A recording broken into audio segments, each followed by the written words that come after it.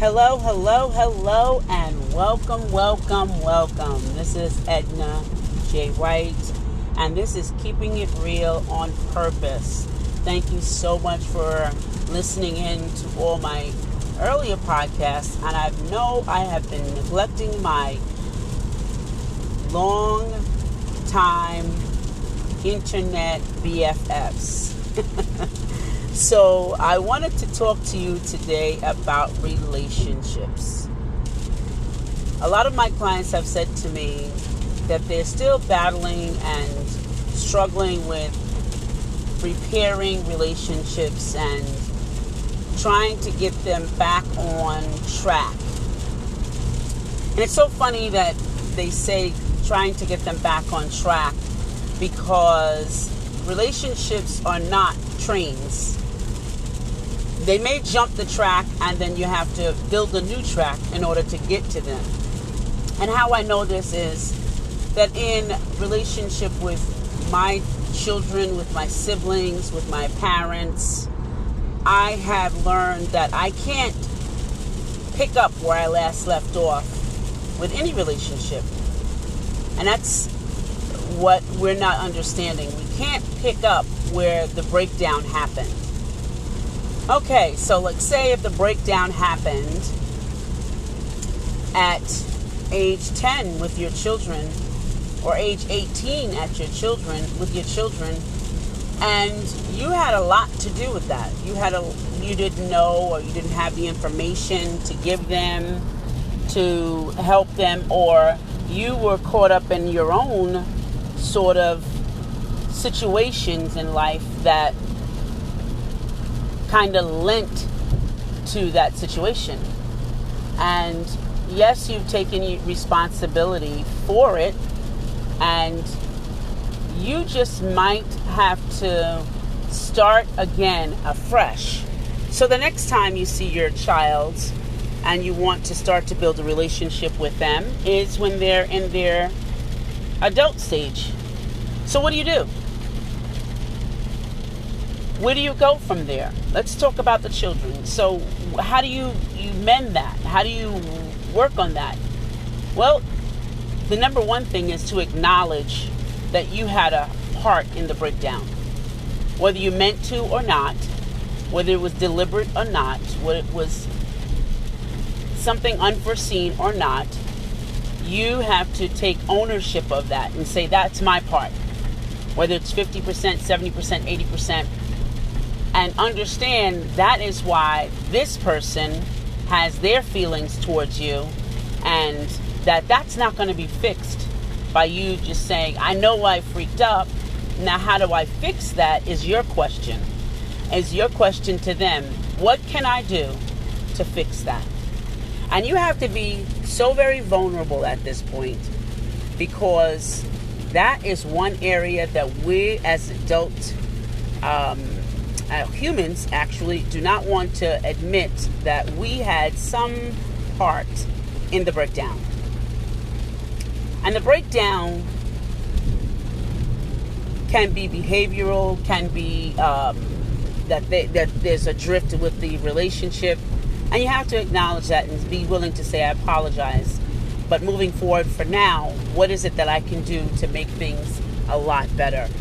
I apologize for number one, whatever it is. Number two, whatever it is. You can't apologize. I apologize for everything, because that's not admitting what you did wrong to the breakdown. That's not admitting that you're part in the breakdown. So you can't lump it all together. You have to say, this is what I did. Because that means to the other person that you really looked at what you've done wrong in that relationship. So that's one thing. The second thing is being very vulnerable and realizing that, yes, they made mistakes because of some of my errors, but now is their opportunity to kind of change that. And you have to give them space to do that. Now, if you're coming back to your children when they're older, what can you do that can make their transition or make them better than what they are? How can you lend to the experience of adulthood for them? How can you give them knowledge and understanding? And the only way to do that is to begin to heal yourself. And when you begin to heal yourself, drop nuggets of information to them and say, you know what, this is what happened for me just recently. And maybe this could work for you. Not saying, you should do such and such, because that's giving a command that they don't even know that you've even grown from that. But giving them the idea or the knowledge, I should say, the knowledge of, yes, you learned from that, and this is what you can learn if you do that. Sharing your part of the story to them will give them like release and like, oh yeah, that's true, that rings true, and begin to mend those broken cords of relationship with them. So yeah, that's the second thing. And the third thing is to forgive yourself of knowing what you didn't know, and now and forgiving them for knowing what they didn't know. So yeah, they probably said a whole lot of hurtful things, and yeah, they probably were true, and you were like, oh well, they can't say it to me because I'm an adult and I should be respected. Well, respect is for all ages. And that's what people really forget. It's not about being an elder and getting that respect. It's about respect is for all ages. So when you realize that you need to give them respect, and when you didn't give them respect, you have to earn that back. You have to earn that place of trust back with them. It's not about doing things like taking care of their kids or, making them their best meal. It's not about that. It's about learning from your own mistakes and being brave enough, courageous enough to say it. That's what I've learned. Now, in relationships with your siblings are very challenging, especially if there's different fathers, different issues that happened along the way. And you may not be able to correct those issues because they weren't your own issues. They weren't something that you brought about, but were thrust upon you. All you can do is be yourself and be who you truly originally are. Not being nasty, because I know we hide behind being very forward and very firm without speaking, and that's not how we grow. That's not how we change. That's not how we get back to a different state in our lives with our siblings. It's not how we do it. We have to become our original selves. And the question is, sister or brother, what is it that I've done to you to make you feel the way you do about me? What is it that made you uncomfortable that I can correct? And sometimes it's not about you correcting something. It's about them being unhappy in their own state, which you can't correct. The best thing you can do is be your true original self, authentic and caring and loving, and giving them place to grow as a person. And sometimes it may that you may not be able to talk to them on a regular basis like you used to, because a flower needs to grow. And in order for that to happen, the dirt needs to be shoveled, and not shoveled, but moved around and loosened up. And you need to be as truthful as possible. And you need to be awake as possible of yourself. And it's important to know that firmness, being forward, is not always the answer. It could be a simple question to what is it that you'd like to see? Or what is it that's hurting you? And sometimes they may not even have an answer to that. And that's okay. That's really okay for you to not get an answer from them. But at least you open the gate for them to question themselves. And believe it or not, letting someone grow and giving them space is very important. Is something that you have to do.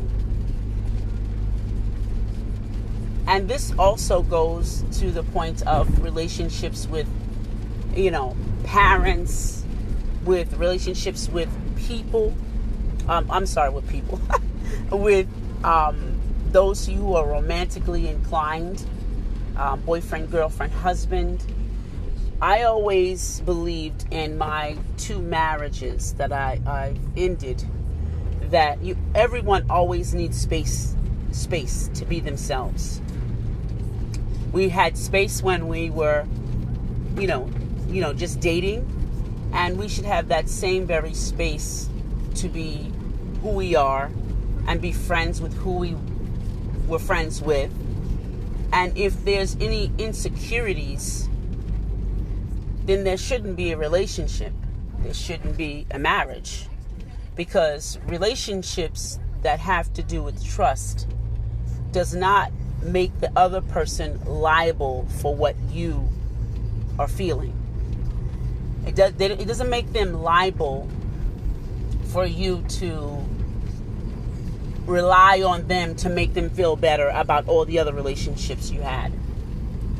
I learned in my last relationship from husband number 2, who was a philanderer. It didn't waver my trust for people. What I did was, I couldn't stop him from being what he was.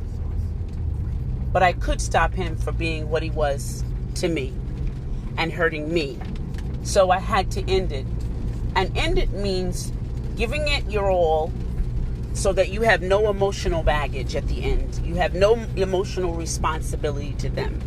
Meaning that we've tried counseling, didn't work.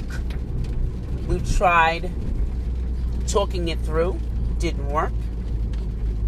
And the final straw was, you don't get resolution on his or her part. You get resolution with you. I have done everything possible to make this work without outside interference, without outside and implicit biases about relationships and what they should look like, or was told it should look like, or what I see that it looks like from other people, but what it looks and feels like from me. And I have done those things. So I have resolved that I'm good in getting this divorce and ending this relationship. I'm good. I'm not going to be emotionally stuck to this. I'm not going to be emotionally confined to this, but I am going to be okay with this. And when I did end the relationship, it was really ended. I didn't feel that I had to keep going back and having a conversation with that person or being reliant on that person. I was okay to end it. And I'm happy about that. So what I will say is relationships do and need some trust, a lot of trust, a lot of responsibility on your part, and a lot of loving yourself enough that you love yourself like you would want the relationship to be. So with that being said, I thank you guys for listening in. And if you have any questions or any thoughts on this subject altogether, please let me know and I will go from there. Thank you again for listening and thanks. Bye. It is Ryan Seacrest here. Everybody needs some variety in life. That's what I love about Chumba Casino. They know how to keep things fresh and exciting. All their games are free to play, like spin slots, bingo, and solitaire. You can claim free daily login bonuses, too. And they release new games every week. So spice things up with ChumbaCasino.com now for your chance to redeem some serious prizes. Sponsored by Chumba Casino. No purchase necessary. VGW Group. Void where prohibited by law. 18 plus terms and conditions apply.